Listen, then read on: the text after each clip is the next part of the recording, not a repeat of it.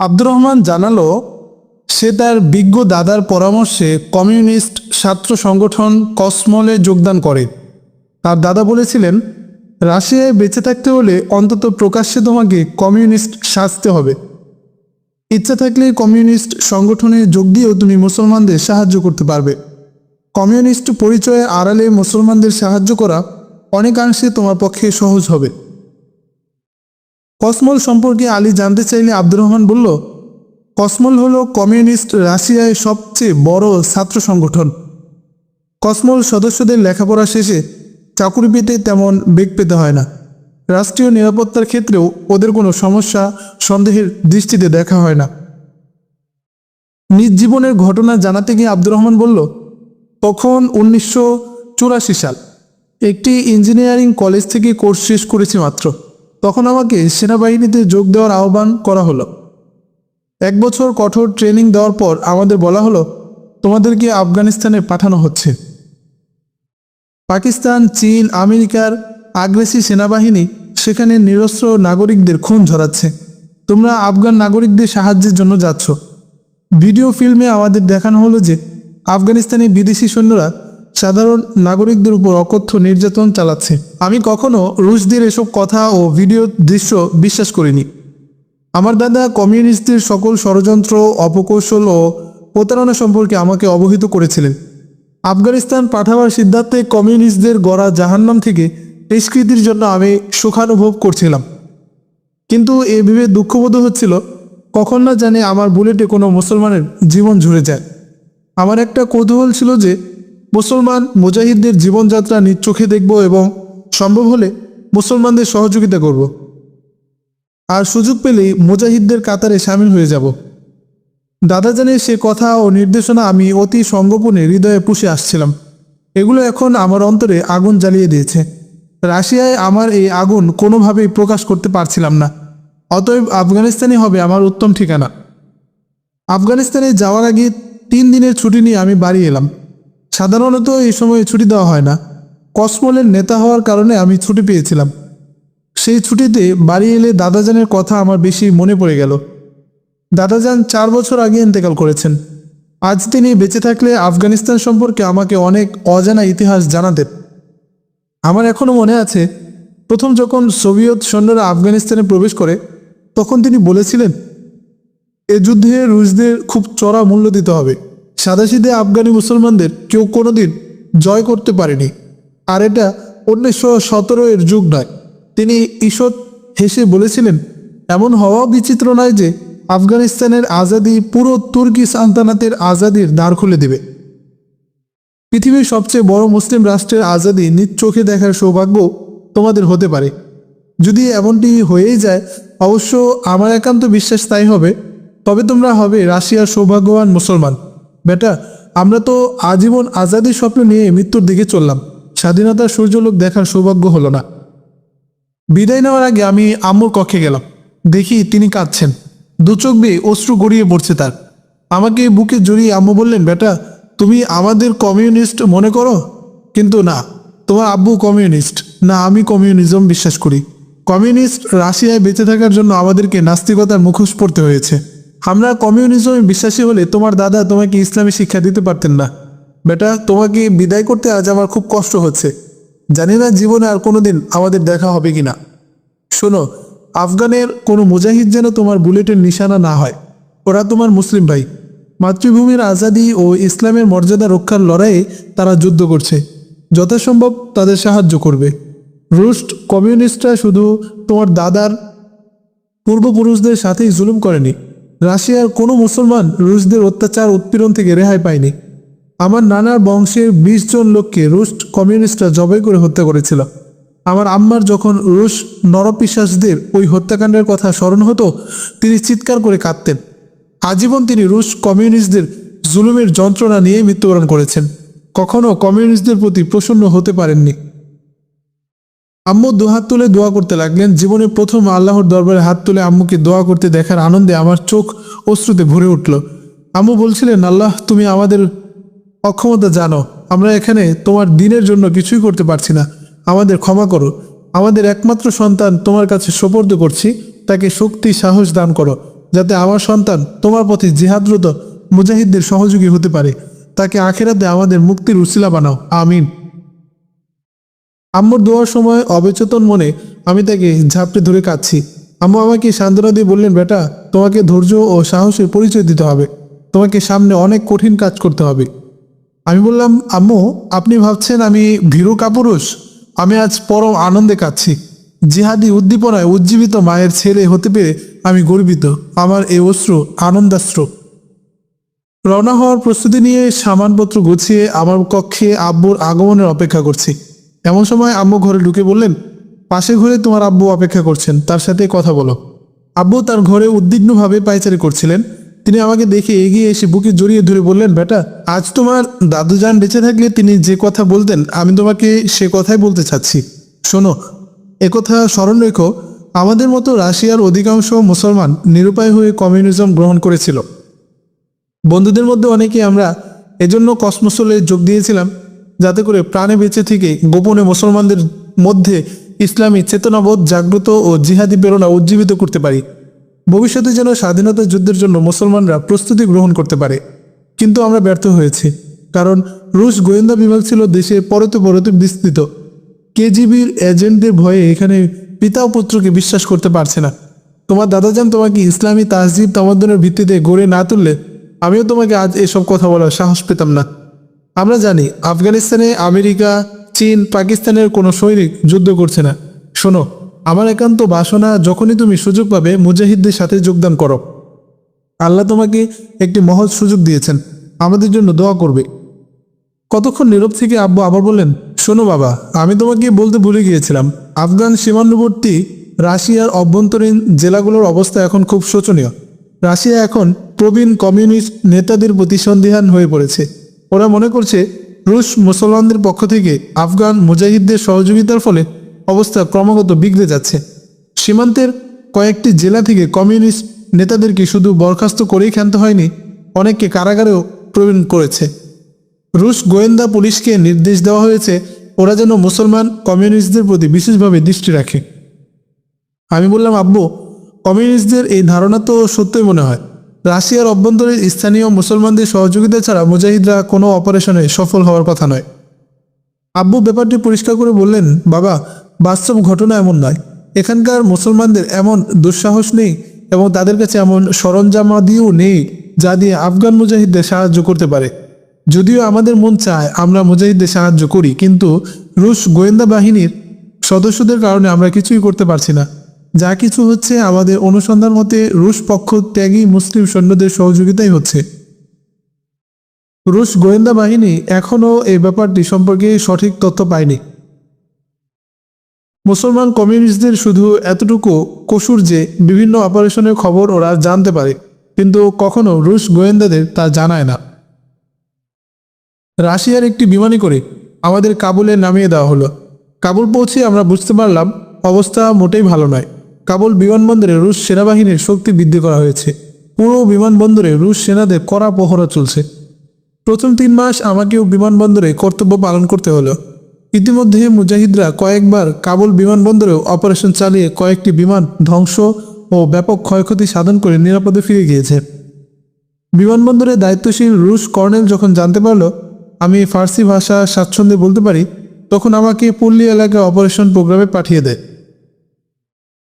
একদিন গোয়েন্দা বাহিনীর অনুসন্ধানে জানা গেল কাবুলের পাশে একটি গ্রামে মুজাহিদরা অবস্থান করছে। তাৎক্ষণিকভাবে কয়েকটি ট্যাঙ্ক ও সাজোয়া যানসহ একদল রুশ বাহিনীকে সেই গ্রামে পাঠানো হলো মুজাহিদদের গ্রেফতার করার জন্য। আমরা গ্রামটি ঘিরে ফেলার আগে 6টি জঙ্গি বিমান থেকে গ্রামটির উপর আতর্কিতে বোম্বিং করে পুরো গ্রাম তছনছ করে ফেলা হলো। বেপরোয়া বোমা হামলায় গ্রামের অধিকাংশ বাড়িঘর পুড়ে গিয়েছিল। বিমানের বোম্বিং আর ট্যাঙ্কের গোলায় গ্রামের আবাল বৃদ্ধ, নারী, পুরুষ, শিশু, কন্যা কেউ রক্ষা পেল না। মাত্র কয়েকজন প্রতিপক্ষ মুজাহিদকে গ্রেফতার করার জন্যে এমন নৃশংস ঘটনা এই প্রথম আমি প্রত্যক্ষ করে বিস্মিত হলাম। ট্যাঙ্ক ও বোমা হামলার পর রুশরা যখন বুঝতে পারে গ্রামে প্রাণী বলতে আর কোনো কিছু বেঁচে নেই, তখন সাজোয়া যান ও ট্যাঙ্ক থেকে বেরিয়ে ধ্বংসপ্রাপ্ত বাড়িগুলোতে তল্লাশি শুরু করলো। গ্রামের শেষ প্রান্তে মাত্র কয়েকটি ঘর অক্ষত ছিল। তাছাড়া পুরো গ্রামের সকল বাড়ি ঘরে দাও দাও করে আগুন জ্বলছিল। মসজিদ, মক্তবগুলো বোমার আঘাতে পরিণত হয়েছিল ধ্বংসস্তূপে। অক্ষত ঘরগুলোর দিকে আমি তাড়াতাড়ি পা বাড়ালাম। আমার ইচ্ছে ছিল যদি এগুলোতে কোনো মুজাহিদ লুকিয়ে থাকে তবে আমি তাদের বাঁচাতে সহায়তা করব। একটি ঘরে ঢুকে আমি দুজন বৃদ্ধা আর একটি শিশু পেলাম। বৃদ্ধদ্বয় ভয়ার্ত চোখে আমার দিকে তাকাচ্ছিল আর শিশুটি ছিল ক্রন্দনরত। ঘরটি তল্লাশির জন্য আমি এদিক ওদিক দুটি কক্ষ দেখে নিলাম, কিন্তু কাউকে দেখতে পেলাম না। অন্যদিকে তাকিয়ে দেখি একটি দরজা ভেজানো। যেই সেদিকে পা বাড়ালাম, ভয়ার্তভাবে বৃদ্ধাদ্বয় আমাকে বলতে লাগলো, এখানে আমার কন্যারা আছে, কোনো পুরুষ এখানে নেই। বৃদ্ধার ভীত কণ্ঠস্বরে আমি নিশ্চিত হলাম অবশ্যই মাটির নিচের পরীক্ষায় কোনো মুজাহিদ আত্মগোপন করেছে। তবে ওদের বেশি ঘাটাঘাটি না করে বৃদ্ধাকে আশ্বাস দিলাম, তোমরা নিশ্চিন্ত হতে পারো, আমি তোমাদের সহযোগিতার জন্য এসেছি। আমিও তোমাদের মতোই একজন মুসলমান। এই ঘর থেকে বেরিয়ে আমি পাশের ঘরের দিকে অগ্রসর হলাম। সাথের ঘরটি তখন তল্লাশি হয়ে গেছে দেখে আমি তৃতীয় ঘরটিতে যখন ঢুকতে যাচ্ছি তখন সে ঘর থেকে তল্লাশি শেষ করে শেখ ইসমাইল বেরিয়ে এলো। ইসমাইল রুশ পক্ষ ত্যাগ করে মুজাহিদদের সাথে মিলিত হওয়ার দিন শহীদ হয়েছিল। আকবরই বলল, ও ঘরে কেউ নেই। আমি আর ও ঘরে না ঢুকে ফিরে এলাম। আল্লাহর মেহেরবানিতে সেই দিন জীবিত কোনো মুজাহিদ রুশ বাহিনীর হাতে ধরা পড়েনি, কিন্তু হানাদার রুশরা বোমাঘাতে ভস্ম গ্রামটির অক্ষত ঘরগুলোতে লুটপাট করতে দ্বিধা করল না। কয়েকদিন পর অনুরূপ আরেকটি গ্রামে রুশ ফৌজ হানা দেয়। মুজাহিদরা একটি রুশ বিমান গুলি করে ভূপাতিত করলে তাতে একজন ঊর্ধ্বতন রুশ অফিসার সহ বেশ কয়েকজন সেনা নিহত হয়েছিল। রুশ বাহিনী খবর পেল বিমান ধ্বংসকারী মুজাহিদরা পাশের গ্রামে ক্যাম্প করেছে, তাই তারা বাড়ি তল্লাশির নামে ব্যাপক লুটোতরাজ করে। গ্রামের এক গাদ্দার এ সময় এসে রুশ লুটেরাদের জানালো, গ্রামের এক বুড়ি মুজাহিদদের খুব খাতির যত্ন করে, বুড়ির ঘরে মুজাহিদদের খানাপিনার ব্যবস্থা হয়। রুশ হানাদাররা শোনা মাত্র সেই বৃদ্ধাকে ধরে এনে মুজাহিদদের অবস্থান ও তথ্য জানার জন্য তার উপর অত্যাচার চালায়। ভয়ভীতি দেখানোর পরও যখন বৃদ্ধা মুজাহিদদের কোনো খোঁজ দিল না, তখন এক রুশ সৈনিক তার চুলের মুঠি ধরে আঁচড়ে মাটিতে ফেলে দিল। চালালো উপর্যুপুরি লাথি, ঘুষি, বেত্রাঘাত। অত্যাচারে পিষ্ট হয়েও বৃদ্ধার মুখ থেকে জালিমরা মুজাহিদদের কোনো ঠিকানা না পেয়ে তার হাত কেটে দিল। তারপরও কোনো কথা বলেনি বৃদ্ধা। এরপর এদের ক্রোধ আরও বেড়ে যায়। বেনেটের খোঁচায় এক সেনা বৃদ্ধার একটি চোখ উপড়ে ফেলে। এই সময় মহিলা চিৎকার দিয়ে কেঁদে ফেলে, কিন্তু মুজাহিদদের সম্পর্কে তবুও কোনো কথা বলেনি। মহিলার মুখ থেকে মুজাহিদদের অবস্থান সম্পর্কে স্বীকারোক্তি বের করতে ব্যর্থ হয়ে এক রুশ সেনা অফিসার মহিলার দুটো পা কেটে ফেলল। মহিলা অজ্ঞান হয়ে মাটিতে পড়ে গেল এবং অধিক রক্তক্ষরণের ফলে অল্পক্ষণের মধ্যেই মহিলা শাহাদাত বরণ করল। বিজয় হল মুজাহিদ মহিলার। শাহাদাত ও ইমানি দৃঢ়তার ফলে জালিমদের নিষ্ঠুর নিপীড়ন ও চেষ্টা ব্যর্থ ও পরাজিত হল। বৃদ্ধা মহিলার উপর অকথ্য অত্যাচার অসহায়ের মতো নীরবে সহ্য করতে হয়েছিল আমার। বিপুল সংখ্যক রুশ অত্যাচারী সৈন্যের উপস্থিতিতে আমার পক্ষে বৃদ্ধাকে সাহায্য করার কোনো সুযোগ ছিল না। আত্মপীড়ায় দগ্ধ হচ্ছিলাম শুধু। এমন আরও একটি মর্মন্তুদ অত্যাচারের ঘটনা আমাকে নীরবে প্রত্যক্ষ করতে হয়েছিল। এক বাড়ির আন্ডারগ্রাউন্ডে আত্মগোপনকারী মুজাহিদদের খোঁজ না পেয়ে রুশ বাহিনী গৃহস্বামীকে ধরে এনে কয়েদখানায় আটকে তার শরীর চাকু দিয়ে কেটে তাতে লবণ ও মরিচ ভরে দিল। দারুণ যন্ত্রণায় লোকটি চিৎকারে বাড়ি কাঁপিয়ে তুলছিল, ক্ষণে ক্ষণে বেহুশ হয়ে যাচ্ছিল, কিন্তু মুজাহিদদের অবস্থান সম্পর্কে সে একটি বাক্য বলেনি। নর পিশাচ রুশ সেনারা স্বীকারোক্তি বের করার জন্য গৃহস্বামীর ছোট্ট ছেলেকে ধরে এনে বলল, তুমি যদি মুজাহিদদের তথ্য না দাও তবে এখন তোমার ছেলেকে মেরে ফেলব। শিশুটিকে বেনেটের খোঁচায় ক্ষতবিক্ষত করছিল যাতে সন্তানের আত্মচিৎকারে বাবা মুখ খুলে, কিন্তু গৃহস্বামী তাতেও বিচলিত হলো না। সন্তানের অসহনীয় চিৎকারেও যখন সে মুজাহিদ সম্পর্কে কিছু বলল না, তখন জালিমরা নির্মম আঘাতে আঘাতে শিশুটিকে পিতার সামনেই হত্যা করলো। বলল, এখনও যদি তুমি কথা না বলো তবে তোমার জন্য সন্তানদেরও এভাবে হত্যা করা হবে। রুশ অফিসার গৃহস্বামী ও তার সন্তানদের উপর যে নির্যাতন চালিয়েছে তা হায়নাকেও হার মানায়। কোনো জঙ্গলি জানোয়ারও এভাবে শিকারের উপর চড়াও হয় না। অবশেষে সন্তানের শাহাদাতে গৃহস্বামী মুখ খুলল। অত্যাচারী অফিসার ভেবেছিল এবার হয়তো সে বলে দিবে মুজাহিদদের অবস্থান। গৃহস্বামী বলল, হে রুশ হায়নার দল, তোদের অত্যাচার সীমা ছাড়িয়ে গেছে। তোরা জানিস না যে আমি আমার আল্লাহর নিকট আমার জীবন, ধন সম্পদ, সন্তান সন্ততি সব কিছুর বদলায় জান্নাতে সওদা করেছি। তোরা জানিস না ইসলাম অনুসারীদের শরীর টুকরো টুকরো করে দিলেও তাদের মুখ থেকে লা ইলাহা ইল্লাল্লাহ বন্ধ করা যাবে না। যে মুজাহিদদের সন্তান পেতে আমার উপর জুলুম করছিস, এরা আমার কাছে নিজ সন্তানের চেয়েও প্রিয়। ওরা প্রিয় মাতৃভূমির আজাদি এবং ইসলামের মর্যাদা রক্ষায় জিহাদ করছে। ওরা তোদের মতো হায়নাদের কবল থেকে মাতৃভূমিকে উদ্ধার করতে দৃঢ় প্রতিজ্ঞ। তোরা আমার মুখ থেকে একটি শব্দ মুজাহিদদের অবস্থান সম্পর্কে বের করতে পারবি না। রুশ হায়নারা গৃহস্বামীর কথায় আরও উত্তেজিত হলো। তার অপর দুটি শিশুকে আঘাতে আঘাতে নির্মমভাবে শহীদ করে দিল। আমার পক্ষে এই দৃশ্য সহ্য করা ছিল অসম্ভব।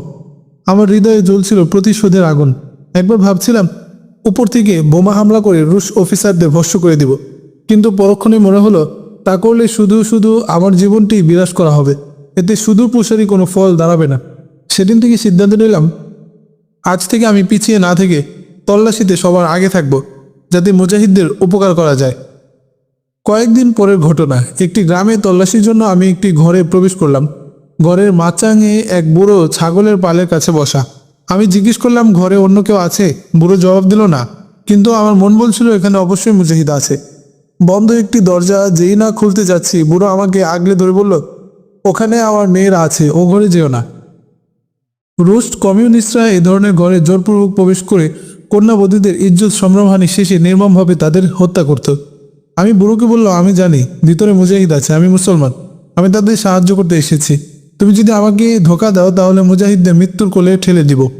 বৃদ্ধ আমার কথায় বিশ্বাস করলো, বলল, আমি কি করব? বললাম, বলো কোন ঘরে মুজাহিদ আছে। আমার এই কথায় বৃদ্ধ ঘাবড়ে গেল। ভাবলো আমি তাকে কোনো চালে ফেলে দিয়েছি, তাই কোনো কথা বলল না। দ্বিতীয়বার আমি তাকে আশ্বস্ত করলাম, কোনো ক্ষতি করতে আমি এখানে আসিনি। তখন বৃদ্ধ বলল, পাশের ঘরে মুজাহিদ রয়েছে। চিন্তিত হলাম, যদি পাশের ঘরে অন্য কেউ ঢুকে থাকে তাহলে তো সর্বনাশ। মুজাহিদদের বাঁচানো তখন মুশকিল হয়ে পড়বে, কারণ অস্ত্র থাকলে মুজাহিদরা লড়াই করত। গোলাবারুদ থাকা অবস্থায় ওরা কখনো পিছু হটে না, কেবল অস্ত্র ও গোলাবারুদ না থাকা অবস্থায় ওরা আত্মগোপন করে। আমি বুড়োকে বললাম, যদি আমাদের অফিসার আসে তবে বলবে মুজাহিদরা আমার কতগুলি বকরি জোর করে নিয়ে পাহাড়ের দিকে চলে গেছে। কিছুক্ষণ আগে ওরা এদিকে এসেছিল। এরপর আমি বৃদ্ধকে বাইরে নিয়ে এসে পাশের ঘরে ঢুকলাম। তল্লাশির নামে এই ঘরের সামনে ইসমাইল দাঁড়িয়েছিল। আমাকে দেখে ওর চেহারা বিবর্ণ হয়ে গেল। আমি জিজ্ঞেস করলাম, তল্লাশি হয়েছে? ইসমাইল বলল, হ্যাঁ, এখানে কোনো মুজাহিদ নেই। আমি তার কথা শুনে চরম বিস্মিত হলাম, ভেবে যে ইসমাইলও তাহলে আমার মতো গোপনে মুজাহিদদের পক্ষে কাজ করছে। আমি আর কথা না বাড়িয়ে সেখান থেকে চলে এলাম। একদিন আমরা একটি গ্রামে তদন্ত করছিলাম। এক পর্যায়ে আত্মগোপনকারী মুজাহিদরা আমাদের ঘেরাওয়ে পড়ে গেল। রুশ কমিউনিস্ট বাহিনী ছিল ভারী অস্ত্রে সজ্জিত। আমি মুজাহিদদের সাহায্যের কোনো পথ পাচ্ছিলাম না। তারা ছিল 10 জন। এদের ধরে যখন বাইরে আনা হচ্ছে তখন অপরদিকে চেয়ে দেখি অন্যান্য রুশ ফৌজও গ্রামের সাধারণ মানুষ ও বড় একটি মুজাহিদ দলকে গ্রেফতার করে নিয়ে আসছে। আমি মনে মনে প্রতিজ্ঞা করলাম, আজ আমি নিশ্চয়ই এদের সাহায্য করব, না হয় রুশ হায়নারা এদের সবাইকে হত্যা করবে। সন্ধ্যা ঘনিয়ে আসছিল। আমি চিন্তা করছিলাম, যদি এদের পালানোর সুযোগ করে দেওয়া যায় তবে অন্তত অর্ধেক তো বাঁচতে পারবে। আমার কাছে 4টি হ্যান্ড গ্রেনেড ছিল। আমি আল্লাহর নাম নিয়ে সামনের মুজাহিদের পকেটে একটি গ্রেনেড পুরে দিলাম। মুজাহিদ ঘাড় ফিরিয়ে আমাকে দেখল। আমি আস্তে করে কানে কানে বললাম, তোমাদের সাহায্য করছি। পাহাড়ের ঢালে রুশ ব্যাংক প্রস্তুত ছিল। সকল মুজাহিদ ও আফগান জনসাধারণকে পাহাড়ের গা ঘেঁষে লাইন করে দাঁড় করানো হলো। ওদের হাত পিঠের দিকে শক্ত করে বাঁধা হয়েছিল। আমি গ্রেনেডধারী মুজাহিদের হাত আলতো করে বেঁধেছিলাম, যাতে সে ইচ্ছা করলে পকেটে হাত দিতে পারে। আমি তাকে যথাসময়ে গ্রেনেড ব্যবহার করার কথা ইঙ্গিতে বলে দিলাম। এদের ফায়ার করার জন্য রুশ সৈন্য কমান্ডারের নির্দেশের অপেক্ষা করছে। শতাধিক আফগানি নিশ্চিত মৃত্যুর মুখোমুখি দাঁড়িয়ে।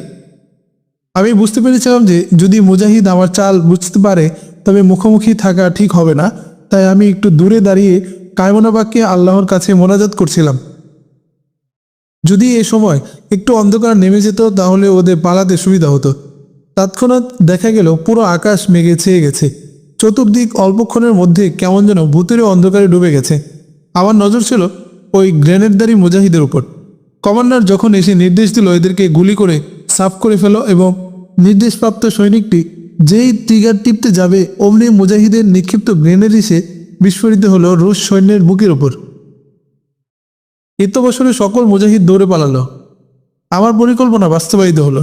মাত্র 12 জন মুজাহিদ শহীদ ও 7 জন আহত অবস্থায় গ্রেফতার হলো। অন্যরা জীবন বাঁচাতে সক্ষম হলো। 9 রুশ সৈন্য নিহত ও 20 জন আহত হলো। আমিও ভীষণভাবে আহত হলাম। আহত হওয়ার কারণে রুশ তদন্তে সেদিন আমি বেঁচে গিয়েছিলাম। ফলে তদন্ত অফিসার উদ্ধার করতে ব্যর্থ হয়েছিল কি করে হাত বোমা মুজাহিদের হস্তগত হয়েছিল। একদিন অনুরূপ একটি বস্তিতে তল্লাশি শেষে আমরা ক্যাম্পে ফিরে আসছি। পথে একটি আফগান শিশু দৌড়ে এসে একটি সিগারেট আমার হাতে দিল। রুশ অফিসার আমার হাত থেকে সিগারেটটি ছিনিয়ে নিল এবং শিশুটিকে খুশিতে আদর করলো। অফিসারটি যেই না আয়েশ করে সিগারেটটি মুখে পুরে অগ্নিসংযোগ করলো, তখনই বিকট শব্দে সিগারেট বিস্ফোরিত হয়ে অফিসারের মুখ ঝলসে গেল। শিশুটি অফিসারের ঝলসে যাওয়ার চেহারা দেখে হাসতে লাগলো। অফিসার ক্ষুব্ধ হয়ে শিশুটিকে ধরার নির্দেশ দিল। এক সৈনিক শিশুটিকে ধরে এনে তার উপর নির্মম নির্যাতন চালালো, কিন্তু শিশুটি কিছুতেই এই সিগারেট বোমার উৎস ও ব্যবহারের কারণ সম্পর্কে কিছুই বলল না। আঘাতে শিশুটির শরীর দিয়ে রক্ত ঝরছিল। দুটি দাঁত ঘুষি মেরে ভেঙে ফেলেছিল এক রুশ শয়তান। অফিসার আমাকে নির্দেশ দিল, আব্দুর রহমান, তুমি এ জমটিকে গুলি করে হত্যা করো। ও আমার চেহারা বিগড়ে দিয়েছে। কিন্তু এ পাপিষ্ট এ কথা একবারও ভাবেনি যে ওরা পুরো আফগানিস্তানের চেহারায় ঝলসে দিয়েছে এবং লক্ষ জনতা ও হাজার হাজার শিশু কন্যা বাবনকে হত্যা করেছে, তাদের ইজ্জত লুটে নিয়েছে। আমি খুব ধীরে সুস্থে ক্লাসিনকোভ উঠালাম। এদিকে গুলির কথা বুঝে শিশুটি উঠে দিল দৌড়। অন্য সৈনিকরা গুলি করতে চাচ্ছিল। আমি বললাম, আজ নিশানা আমি লাগাবো। এক সৈনিক বলল, তাড়াতাড়ি করো, ও তো পালিয়ে যাবে। বললাম, আমি উড়ন্ত পাখি শিকার করতে পারি, আর এ তো মাটির উপর দিয়ে দৌড়াচ্ছে মাত্র। আমি চাচ্ছিলাম শিশুটি দূরে চলে গেলে নিশানা নেব। কিছুটা দূরে যাওয়ার পর ছেলেটির দু পায়ের ফাঁকে আমি গুলি করলাম। ছেলেটির পায়ে লাগেনি, কিন্তু ভয়ে সে পড়ে গেল। পরক্ষণে উঠে আবার দৌড়তে লাগলো। সাথী রুশিরা অট্ট হাসিতে ভেঙে বলল, বেশ তো তোমার নিশানা। বললাম, রাখো, আরেকটি লাগাতে দাও। আবার আমি ছেলেটির দু পায়ের ফাঁকে গুলি করলাম। ভয়ে ছেলেটি আবার পড়ে গেল। রুশরা হাসতে লাগলো। ভাবছিল ছেলেটি এবার মরে গেছে। কিন্তু কিছুক্ষণ পর ছেলেটি দাঁড়িয়ে রুশ অফিসারের প্রতি লক্ষ্য করে চিৎকার দিয়ে বলল, তোমরা আমার বাপ মার হত্যাকারী। আমি কখনো তোমাদের ক্ষমা করব না, প্রতিশোধ নেবই নেব। এই বলে দ্রুত ছেলেটি পাহাড়ের আড়ালে চলে গেল। রুশ অফিসারের একটি প্রচণ্ড থাপ্পড় আমার গালে পড়ল, সেই সাথে অকথ্য ভাষায় কতক্ষণ গালাগালি, কারণ ওর দৃষ্টিতে আমি ইচ্ছা করে নিশানা ভুল করেছি।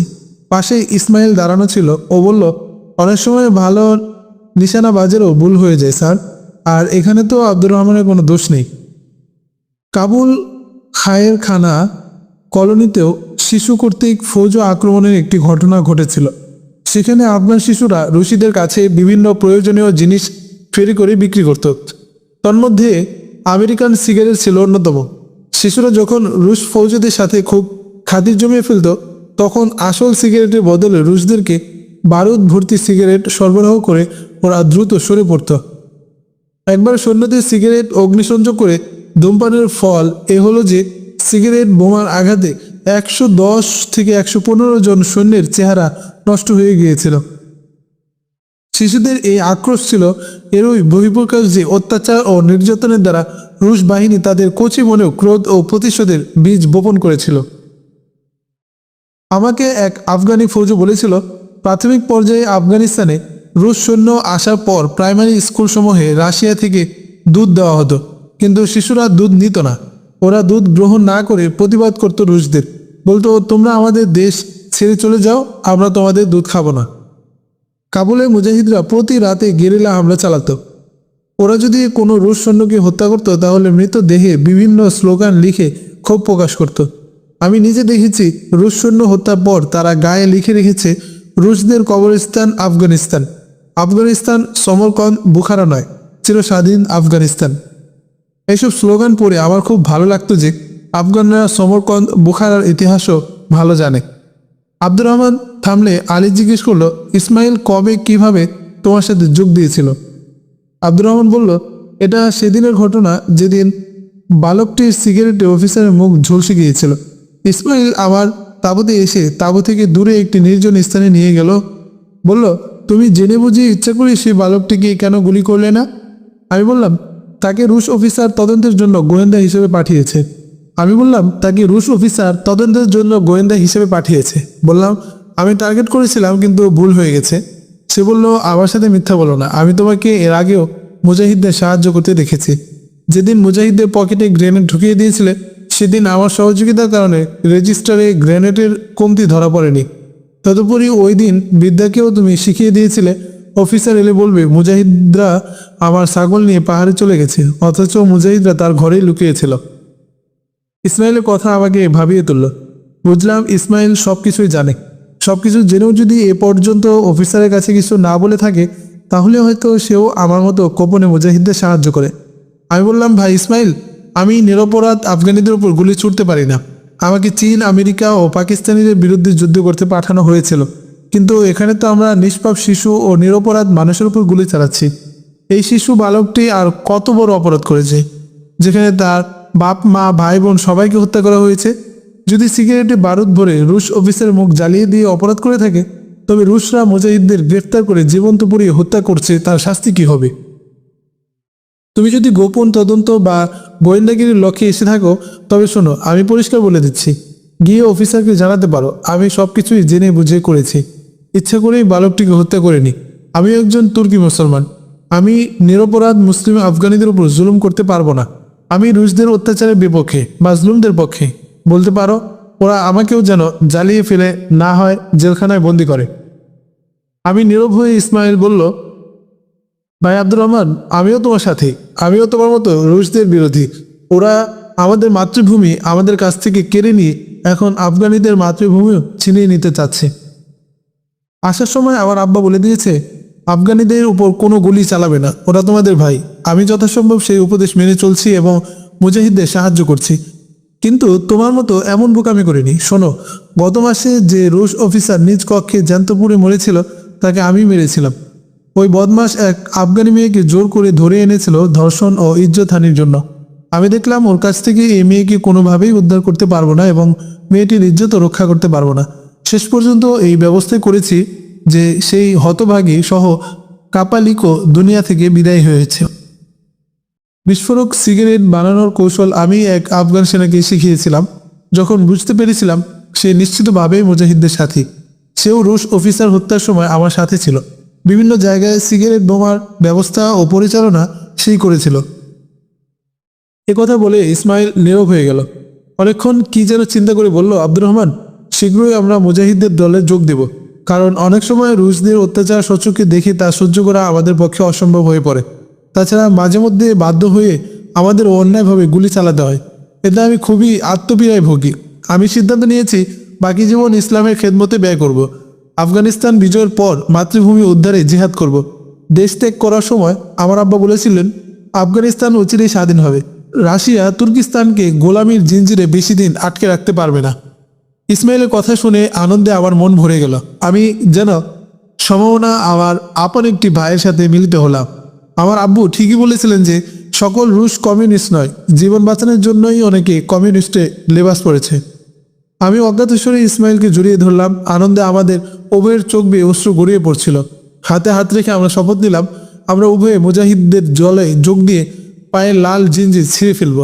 জীবিত থাকলে আফগান বিজয়ের পর মাতৃভূমির আজাদি পর্যন্ত রুশদের বিরুদ্ধে লড়ে যাব। কাঙ্ক্ষিত সুযোগ আমাদের অচিরে মিলে গেল। রুশ সুপ্রিম কমান্ডার যখন মুজাহিদদের ঘাটের উপর কবজা করতে চাইল তখন আমরা মোক্ষম সুযোগের অপেক্ষায় ছিলাম। সেদিন আমাদেরকে হেলিকপ্টার দ্বারা নামিয়ে দেওয়া হলো মুজাহিদদের ক্যাম্প অবস্থিত পাহাড়ের কাছে। আমাদের দলের 30 জনের 15 জন ছিল রুশ আর 12 জন আফগানি। রুশ সেনা অবতরণের সাথে সাথে অধিকাংশে মুজাহিদদের হত্যা বা গ্রেফতার করে ফেলেছিল। দৈবক্রমে কেবল আমাদের গ্রুপটি আক্রান্ত হয়নি। অবতরণের পরে আমরা দ্রুত বাংকার তৈরি করে চারপাশে মাইন পুঁতে ফেলেছিলাম। রাতের বেলায় কমান্ডারের ইঙ্গিত পেলে আমাদের উপর নির্দেশ ছিল মুজাহিদ ক্যাম্পে আক্রমণ করা। এখানে অবতরণের পর আমার সাথে ইসমাইলের কথা হলো, রাত্রে আমরা পুরো বাংকার জ্বালিয়ে দিয়ে পালিয়ে যাব। রাত 12টা বাজার পরেই আমরা নিজেদের গোপন পরিকল্পনা বাস্তবায়ন শুরু করলাম। ইসমাইল এভাবে গুলি ছুটতে ছিল যে মনে হচ্ছিল মুজাহিদরা আমাদের উপর আক্রমণ করছে। এত বছরে আপনারা আমাদের দিকে এগিয়ে আসছিলেন। আল্লাহ এভাবে আমাদের পরিকল্পনা বাস্তবায়নে সহায়তা করেছেন। আপনাদের উপস্থিতি নিকটে টের পেয়ে সকলের মন ছিল সেদিকে। আপনাদের ভয়ে সকল রুশ সৈন্য ছিল ভীত।